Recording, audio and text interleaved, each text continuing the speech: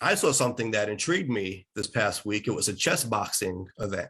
And I've actually been talking to some folks who are into chess. They're trying to set up some chess programs locally. And so I was doing some YouTubing and I saw this live event that was coming up, and it was this past weekend, chess boxing. And it's interesting because it combines chess and boxing, literally. And it was a Wu-Tang song, in fact, Mystery of Chess Boxing. So it's a thing that's been around for a while. I guess it's been intriguing to some people, to sports or contests, if you wish, that you wouldn't think are similar. But I guess if you're into, a kung fu fighting thing or that kind of stuff, it all kind of makes sense, right? Because you're always trying to outthink your opponent. And so it's the physical combat combined with the mental.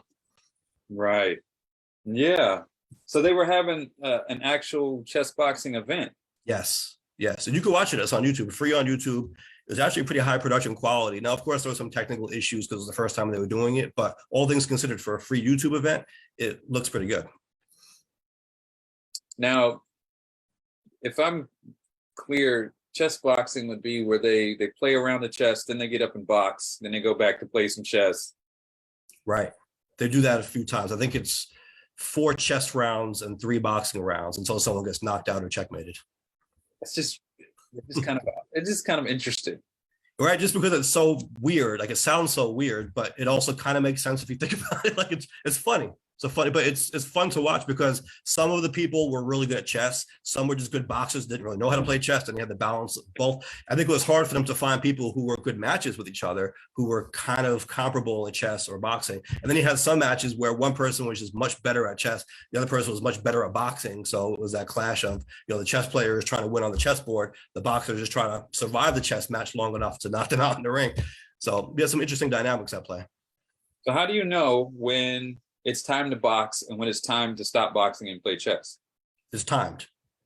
Oh, so it's like, okay, get up and box for 1 minute and then sit down and play chess for like 2 minutes and get up and, okay.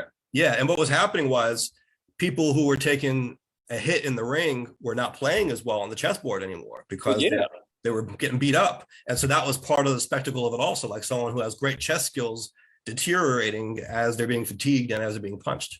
Sounds like hockey. Yeah, when your head's throbbing, it's hard to think. That reminds me of Wayne Gretzky. I watched a documentary and he was talking about how he came up with strategies, and there are skills of logic and the same skills you'd have in chess and sports, because you kind of have to think 10 steps ahead. Yeah. So if he goes left, I'm going to go this way. So absolutely. I see the correlation. Yeah. And that used to always blow my mind as a kid when they would say, to play chess, you have to think 3 or 4 moves ahead. I was like, how do you do that? As a kid, I couldn't, I understood the idea of it, but I couldn't really grasp it tangibly. It didn't make sense, to be able to actually do that. Now, since I don't know if it's because I'm just an adult or it's because I do things that require me in life to do this, like in law, for example, you've got to think about what the other lawyer is going to argue and then be able to out-argue them. So I'm doing that. I'm playing a form of chess in my career. And now that I'm actually sitting down for the first time in many years and playing chess, I can see it. I'm doing that. I'm thinking, okay, if I move here, he's going to move here. If I do this, and I am thinking it through as a way that I wasn't able to do when I was younger. Yeah, it's true. Chess uses logic skills, and so does law, detective work, medical work, because you have to come up with a diagnosis. Anything that is if this, then this, right? Right. So all of those things are involve the skill of logic. Yep. And it's also pattern recognition, which is why they say chess uses both sides of your brain. So we're going to talk about creativity. I think that's relevant in that context as well. Yeah. Yeah, interesting. You sent me the video. I didn't get a chance to look at the videos of the chess boxing, but that does sound, I don't know if it's something I'd participate in, but it does sound interesting. Yeah. And so I did sign up to chess.com and played some games. I'm trying to get my rating up.